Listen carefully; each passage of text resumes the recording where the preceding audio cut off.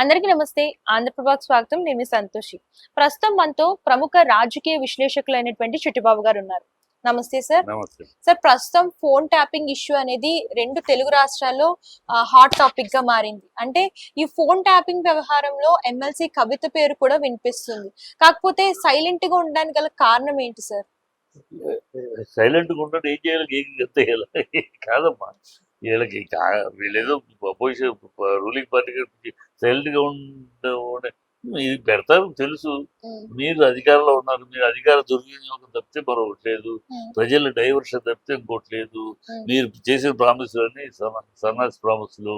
ఒకటి ప్రజల్లో తృప్తి లేదు, ప్రజల్ని మీ మీద రిజెక్షన్ లో ఉన్నారు. ఇప్పుడు స్థానిక ఎన్నికలు నడపాలి, దానికోసం మేము కేబినెట్ మీటింగ్ నిర్ణయం చెప్తా ఉన్నారు, చేయలేకపోయారు.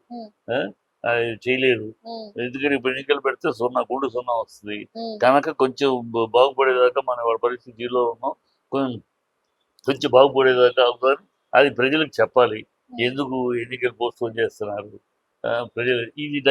ప్రజలు ప్రశ్నిస్తారు లోకల్కి, ఎందుకంటే ఎన్నికలు అయితే కానీ వాళ్ళ ఫండ్స్ రావట్లేదు, పంచాయతీల గంటలకి డబ్బులు రావట్లేదు, ఏ పనులు జరగట్లేదు, వాళ్ళ నిరాశ నిస్పృహలతో ఉన్నారు.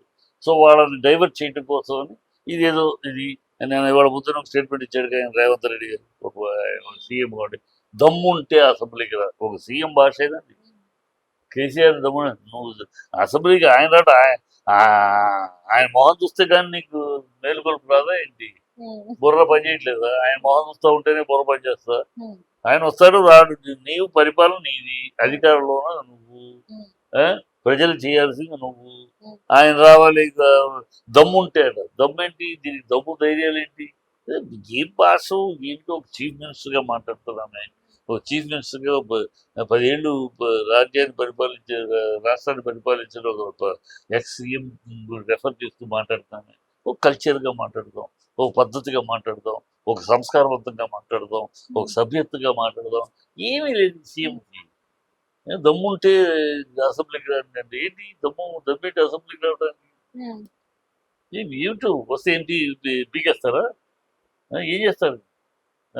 అసెంబ్లీలో పంచెలు ఉడదీస్తారు పంచి, ప్యాంట్లు ఉడదీస్తారు. ఆయనకి ఏదో మాట మీద పంచెలు ఉడదీస్తా, ప్యాంట్లు ఉడదీస్తా, ఆయన అందరు ప్యాంట్లు ఉడదీసి చూడాలని కోరిక ఏమో అర్థం కాదు. ఏంటిది పిచ్చి పిచ్చి మాటలు చెప్తే, డైవర్షన్ కోసం ప్రజల్ని మభ్యపెట్టడానికి, ప్రజలు డైవర్ట్ చేయటం చెప్తే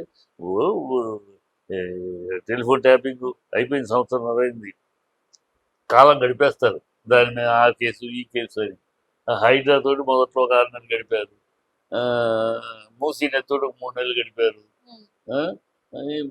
అలా ఒక్కొక్కటి పాయింట్ తీసుకుంటూ దాంతో డైవర్షన్ కొన్నాళ్ళు గడిపేయటం. మళ్ళీ ఇప్పుడు కొత్త పాయింట్, అసెంబ్లీకి రా దమ్ముంటే రా.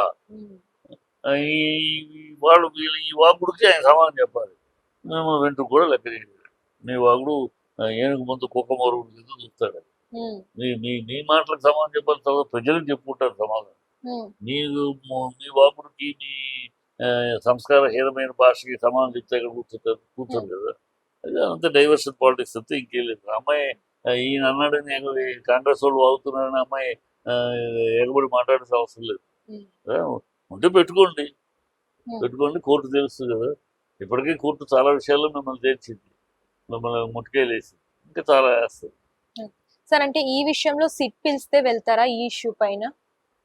కదా, మన పిలిస్తే వెళ్తారు, ఎందుకు మన కేటీఆర్ వెళ్ళా, పిలిస్తే వెళ్తారు.